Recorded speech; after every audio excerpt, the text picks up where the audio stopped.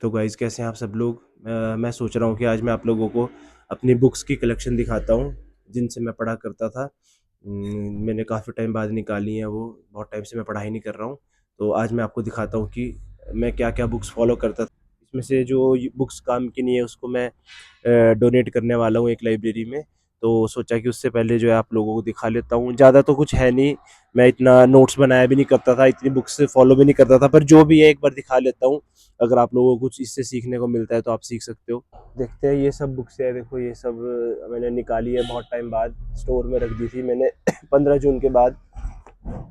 तो इसमें सबसे पहले स्टार्ट करते हैं। ये तो चलो कुछ मेरी एनसीईआरटीज़ हैं, ठीक है, जो मैं पढ़ाया करता था बच्चों को। ये फिजिक्स की है, ये दूसरे सर की आ गई है, इसको साइड रखते हैं। मैथ्स की 7th क्लास की किसी बच्चे की आ गई एनसीईआरटी, किसी के काम आएंगी, इसको दे दूंगा। ये है इंग्लिश की बुक, ये है नीतू मैम की बुक वॉल्यूम 1। ये बहुत अच्छी बुक है, इसको तो मैं भी यूज़ भी करूँगा आगे आगे की प्रिपरेशन के लिए, इसको मैं साथ ही रखूँगा। बहुत अच्छी बुक है इंग्लिश के लिए, आप लोग इसको फॉलो कर सकते हो, ये मस्ट है अगर आपने करनी है तो, ग्रामर प्लस वोकैब दोनों। ये हो गई। ये तो रफ नोटबुक है शायद, ठीक है, इसको ये काम आएगी बाद में, इसको मैं इधर रख देता हूँ। ये मेरे पास जो है, ये मेरे दोस्त का है, अरिहंत का। हाँ, एसपी बख्शी है, ठीक है। इसको मैंने बाद में फॉलो नहीं किया ज़्यादा, प्रैक्टिस के लिए सोचा था लगाऊंगा पर टाइम ही नहीं लगा। ऑनलाइन ही बहुत ज़्यादा प्रैक्टिस मैंने देख ली थी, तो इसकी जरूरत नहीं पड़ी, इसको भी रख लेते हैं। ये आ गई आपकी हिमाचल दर्पण। ये मेरे पास बहुत पुराने वाला एडिशन है, मैं बहुत पहले जब पढ़ा करता था उस समय ली थी, तो इस बार भी मैंने नई नहीं ली, इसी से ही मैंने प्रिपरेशन कर ली थोड़ा बहुत। जो स्पेसिफिक टॉपिक ही थे पढ़ने के लिए, तो मैंने स्पेसिफिक टॉपिक इसी से पढ़ ली है। काफ़ी पुरानी है, जैसे कि आप सब लोग देख सकते हो, काफ़ी बहुत ज़्यादा पुरानी बुक है, इसको अभी भी फॉलो किया जा सकता है। प्लस मैंने साथ में ये छोटे छोटे मैप्स रखे हुए थे, मैंने किसी के यूट्यूब चैनल से फ़ोटोज़ स्क्रीनशॉट लेके ये छोटे छोटे नदियों के मैप्स रखे हुए थे। इससे आप लोगों को काफ़ी हेल्प मिलती है माइंड में याद रखने के लिए कि कौन सी नदी कहाँ से निकलती है, इसकी कौन सी ट्रिब्यूटरी है। तो ये काफ़ी हेल्प करी इन्होंने, ठीक है। इसको भी मैं किसी बच्चे को दे दूंगा पढ़ने के लिए, क्योंकि अभी मैं हिमाचल की प्रिपरेशन नहीं करने वाला किसी एग्ज़ाम की ज़्यादा। ये एक मैथ्स की प्रैक्टिस बुक है, इसका मैंने ज़्यादा यूज़ नहीं किया। ये स्पेयर शीट्स हैं कुछ पड़ी हुई, इसको मैं दे दूंगा कबाड़ी दोस्त को। और ये कुछ नॉवेल्स है जो मैं रखता था, मैंने पढ़े हैं एक दो बार, इसको मैं अब नहीं पढ़ूंगा। ये बुक ख़राब हो गई है। ये मेरा एक रजिस्टर था, ठीक है, मैंने 2 रजिस्टर बनाए थे प्रिपरेशन के दौरान, बस 2। सिंपल सिंपल रखना है, मतलब ना चीज़ों को सिंपलेस्ट जितना आप रख सकते हो, मतलब मिनिमम। एक ये रजिस्टर बनाया था मैंने, इसमें मैं सारी चीज़ें लिखा, सारे सब्जेक्ट्स के बारे में लिखा करता था, जो भी इंपॉर्टेंट चीज़ें, ताकि मैं लास्ट टाइम में रिवाइज कर सकूँ। तो इसमें मैंने करंट के बारे में लिखा है, और नज़दीक आके दिखाओ। इसमें काफ़ी काम की चीज़ मैं आपको बताता हूँ। इसमें क्या करना है कि एक रजिस्टर बनाना है बस। देखो, जैसे अच्छे अच्छे करंट अफेयर लिख लिए इसमें, जो आपको सबसे इंपॉर्टेंट लगते हैं। देखो, ये करंट अफेयर का सेक्शन है, फिर आगे जा करके इसमें आपको देखो मैथ्स का रीजनिंग का सेक्शन मिल गया। रीजनिंग के सारे टॉपिक्स के सबसे इंपॉर्टेंट फॉर्मूले, सबसे इंपॉर्टेंट वाले जो होते हैं वो लिखने हैं। फिर इसको बार बार रिवाइज करना है मल्टीपल टाइम। मतलब मैंने इसकी कम से कम नहीं तो इस पूरी इस रजिस्टर की मैंने 30 बार रिवीजन मारी हुई। इस रिवीजन बार बार रिवाइज करना है, रोज जाके रिवाइज करता था मैं। जैसे इसके लिख लिया। राइटिंग मेरी बहुत खराब है, राइटिंग सिर्फ मेरे को ही समझ आती है मेरी, बल्कि मुझे भी कभी कभी समझ नहीं आती, ठीक है। तो राइटिंग के ऊपर ध्यान नहीं देना हर टॉपिक के। और फिर दोबारा से करंट अफेयर आ गए, और इसमें इंग्लिश के भी सेक्शन थे, शायद से ये वाला रजिस्टर होगा वो। देखो मैथ्स के भी है, देखो प्रोबेबिलिटी के टॉपिक रखे हुए हैं मैंने, स्टैट के सारे इंपॉर्टेंट फॉर्मूले लिख के रखे हैं। भले ही मैं मैथ्स टीचर था, पर मेरे को भी है, ये वाले टॉपिक मैंने बाद में पढ़े थे, तो मेरे को याद करने के लिए जरूरत पड़ती थी। ज्योमेट्री बहुत ज़्यादा पढ़ी थी, पर इतना कुछ आया नहीं, ठीक है। तो इसको ताकि सीधा रहे ना, है ना, उल्टा सीधा ना हो जाए, ऐसे करके। प्रॉफिट लॉस के देखो यहाँ पे टॉपिक्स हैं सारे, और फ्रैक्शन डेसिमल, ये इतना इतना एडवांस आया नहीं सारा, ठीक है। एसएससी के लेवल की तैयारी की थी, तो ये हो गया। तो इस तरीके का एक रजिस्टर मेंटेन करना है, ये मैंने मेंटेन किया था, पर अब मैं इसको क्या यूज़ करूँगा, ठीक है। फिर दूसरा भी बनाना पड़ा था मेरे को बाद में ना, एक ये दूसरा बनाया था मैंने। इसमें मैंने स्टैटिक के टॉपिक लिखे थे सारे, ये हो गए। इसको मैं बहुत रिवाइज करता था, ठीक है। करंट के हो गए। और ये देखो इंग्लिश के भी इसमें देखो वॉइस के मैंने कुछ इंपॉर्टेंट टाइप लिखी हुई थी कि अगर इसको बाय होम वाला करना है, हु वाला करना है तो उसको बाय करके करना है, ठीक है। इस तरीके से टू वाला हो गया तो उसको, ठीक है, बाय होम करके टू होम करके कन्वर्ट करना है। लेटर्स वाले को इस तरीके से करना है, it is to be suggested that, ठीक है, आपको पता ही होगा जो तैयारी करते हैं। और देखो ये ऐसे देखो बहुत बहुत मतलब ये कम लोगों को पता है कि ये अगर मान लो ऐसे वर्ब लिख के आ जाए तो फिर उसको कैसे करना है। तो ये सारे इंपॉर्टेंट चीजें से लिख के रखनी है एक जगह पे कि किसको कैसे कन्वर्ट करते हैं। इंग्लिश का हो गया। उसके बाद फिर यहाँ पे देखो ये कुछ हिमाचल जीके के गिरिराज के कुछ टॉपिक रखे हुए मैंने लिख के, ठीक है। इस तरीके से स्टार्ट कर एक रजिस्टर मेंटेन करना है जिसको आप लास्ट डे भी अच्छे से रिवाइज करो। लास्ट डे में आपकी रिवीजन बहुत जरूरी है। लास्ट के एक हफ्ते में मतलब आप क्विकली रिवाइज कर सको, ऐसा एक रजिस्टर मेंटेन करना है। आप कर सकते हो अगर आप चाहो तो। ये आपका 2019 2022 वाला पेपर है। देखो ये सेकंड वाला पेपर है जो मेरा उतना अच्छा नहीं हुआ था। इसमें मेरे 46 आए थे, इसमें मेरी सिलेक्शन रह गई थी। और इससे पहले वाला बहुत बढ़िया हुआ था, वो भी इधर ही होगा कहीं पे। ये आपके कुछ सैम्पल पेपर्स मैंने लिए थे। देखो इसमें मैं आपको एक बहुत अच्छी चीज़ बताता हूँ। ये सैंपल कम ही लिए थे मैंने, 10-12 सैंपल पेपर लगाए होंगे टोटल ऑफलाइन में ना। तो देखो ये शायद ना मेरा पहला सैंपल पेपर था। देखो ये LVS 2 करके शायद सेकंड था, मतलब इनिशियल मॉक टेस्ट थे मेरे जो मैंने लगाए थे ऑफलाइन में। अब देखो यहाँ पे तो करना क्या है, देखो कि एक एक चीज एनालाइज करनी है। इसका क्वेश्चन पेपर होगा देखो यहाँ पे ना, जैसे मान लो तो करना क्या है, देखो एक क्लोजअप करो जरा।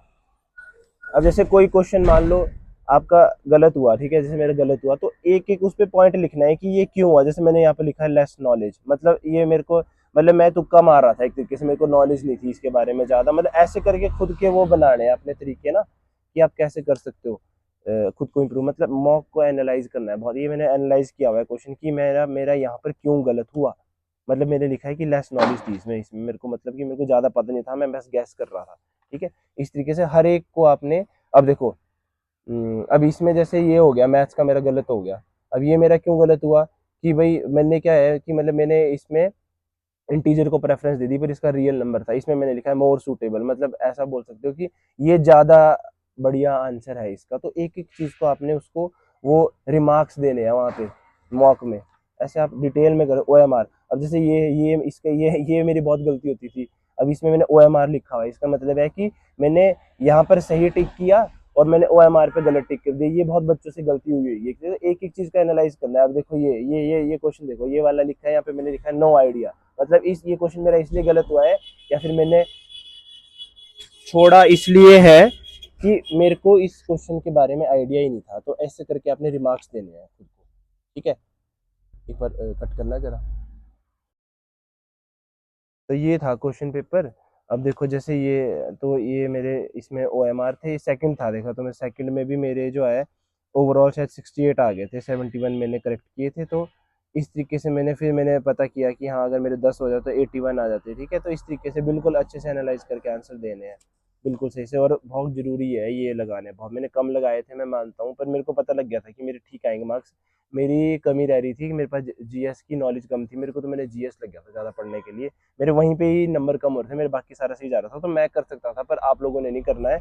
मैक्सिमम करने हैं जितना कर सके। इस तरीके की लास्ट टाइम में इस तरीके की OMR ले लेनी है और प्रॉपर तैयारी करनी है अच्छे से। बहुत लोगों की इस बार सिलेक्शन रही है इसी वजह से, इस OMR की ही वजह से रह गई है बहुतों की सिलेक्शन की। गोले गलत भर दिए और कुछ और मार्क कर दिया, ऊपर नीचे हो गया। इसको बहुत प्रेफरेंस देनी है बहुत ज़्यादा। और अगर आप बिगिनर हो तो बहुत ज़्यादा शुरू से इसको लेकर चलना है। हफ्ते में एक जो है आपने प्रॉपर OMR पे लगाना ही लगाना है। ऐसे डाउनलोड कर लेनी है, कहीं से भी मिल जाती है, ठीक है। इससे जज मत करना कि मैं यहाँ पढ़ता था, पर जो है मैं इनकी सोर्सेज फॉलो बहुत अच्छे से करता था। सारे यूट्यूब वाले टीचर्स ने बहुत अच्छे से पढ़ाया है इस साल। बहुत हेल्प मिली है हम लोगों को जिनकी सिलेक्शन हुई है, ठीक है।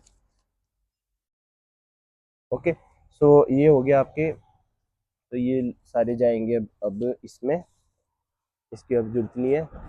ये आपका ये कुछ क्वेश्चन पेपर मिल गया था मेरे को वहाँ पे। ये क्या चीज़ है, ये आपके उसके एक यूट्यूब चैनल ही है उनके लिए थे मैंने ये नोट्स हैं ओनली किसके, कल्चरल और ज्योग्राफी HP, क्योंकि यही आई थी ना इस बार, कल्चर और ज्योग्राफी ही आई थी सिर्फ HP की। तो उसके स्पेसिफिक नोट्स थे, ये प्रीवियस ईयर थे बेसिकली। पढ़ सारे लिए थे पर काम नहीं आया इस बार। क्वेश्चन पेपर ही बहुत इजी आया था। और ये वाला जो क्वेश्चन पेपर है, ये है आपका 2022 वाली जो भर्ती थी उसका पहले वाला पेपर है। मेरा बहुत अच्छा पेपर हुआ था, 63 मार्क्स आए थे मेरे इसमें। इसमें मैं सिलेक्ट हो गया था, पर देखो ये सारा सॉल्व किया हुआ इस पर, पर फिर बाद में पेपर हुआ उसमें रह गया फिर से। तो बड़ा अच्छा पेपर हुआ था, ठीक है। बट फ्लो बहुत अच्छा बना था इस क्वेश्चन पेपर को करते हुए, और वैसे भी जब सिलेक्शन होनी होती है आपके बहुत अच्छा फ्लो बनता है पेपर करते हुए। तो ये इसलिए मेरे को याद है। ये मैंने 6 महीने की जो है वो मंगा ली थी, 3 महीने वाली करंट अफेयर की, उत्कर्ष सर की, ठीक है। उत्कर्ष क्लासेज में जो सर पढ़ाते हैं, कुमार गौरव सर, बहुत हेल्प करी इसने, ठीक है। बहुत अच्छे से करंट अफेयर बन गए थे ऐसे मार्क कर करके। तो ये हो गया हिंदी का। हिंदी का इसको मैं रखता हूँ, अभी किसी को दे दूंगा ये, ठीक है। इसी में रख देता हूँ हिंदी वाले में। ये बहुत रेयरली चीज़ें मिलती है, बहुत रिसर्च करके ढूंढी है चीज़ें ये, पता नहीं कहाँ कहाँ से। ये हो गया। उसके बाद आ गया, ये मैंने बुक इसी साल खरीदी थी ल्यूसेंट की, ठीक है। नई बुक खरीदी थी, ठीक है, नया एडिशन करके, ठीक है। काफ़ी चीज़ें पुरानी थी ना इसमें। तो इसमें इस बार ज़्यादा रोल था नहीं जीके में, सिर्फ स्टैटिक पोर्शन था, तो लास्ट में आ जाते हैं प्रॉपर स्टैटिक। बस उसमें भी प्रॉपर अवार्ड्स वगैरह थे तो वही पढ़े हैं बार बार, कुछ इंपॉर्टेंट बना लिए हैं, ठीक है, लेटेस्ट के साथ करके। जो भी लेटेस्ट में किसको मिला नोबल और सबसे फर्स्ट में किसको मिला, ऐसे करके आप भी कर सकते हो, ऐसे यहीं पे ही पेस्ट कर दो ताकि यहीं से ही रिवाइज हो जाए आपके, इसकी हिस्ट्री भी और इसके लेटेस्ट डाटा भी इसका रिवाइज हो जाए, ठीक है। एक एक घंटे आधे आधे घंटे की वीडियोस होती है, वहाँ से आप लोग इसके नोट्स बना सकते हो, उससे ऑनलाइन आराम से मिल जाते हैं। ये पिछले यही वाला पोर्शन काम का था, इस बार एब्रीवेशन से क्वेश्चन आना था, जो कि हलवा क्वेश्चन आया था बिल्कुल, ठीक है। और ये हो गया, थोड़ा सा यहाँ से काम था, ज़्यादा रोल था नहीं, ये अब काम आएगी इसके बाद। और लास्ट में आता है मेरे पास, ये तो खाली शीट होगी, ये डायरी हो गई। और सबसे इंपॉर्टेंट चीज़ अब आइए, देखो ये है मेरा क्वेश्चन पेपर जिसने मेरी लाइफ चेंज करी है। इसको मैं बहुत ही प्यार से रखता हूँ। ये रहा वो क्वेश्चन पेपर, देखो ये हमारा पेपर था इस साल का। तो पहले मैं आपको अपनी OMR दिखाता हूँ, ठीक है, रोल नंबर वगैरह, चलो कोई बात नहीं। ये देखो ये मेरा स्कोर था। सही मैंने जो है, गलत मैंने 9 किए थे, एक अन अटेम्प्ट में छोड़ा था, और उसके अलावा सारे के सारे मैंने अटेम्प्ट किए थे, वो भी जो है मेरी तरफ से पूरी तरह से सही थे, और सही थे ये, ठीक है। उसमें से मेरा फिर क्योंकि 9 मेरे गलत हुए हैं, उस वजह से मेरे स्कोर कम हो गया, एक का तो मेरे को मार्क्स ही नहीं मिला। और ये बना था मेरा स्कोर 77.75। इसमें भी फिर जो है क्वेश्चन में आगे काफ़ी ज़्यादा उन्होंने कट कर दिए, तो मेरे 71.25 आए हैं एक्चुअली में, 71.25, 88 में से मान सकते हैं, क्योंकि 2 क्वेश्चन जो है स्क्रैप हो गए। ये था क्वेश्चन पेपर, ये था आपका OMR उसका।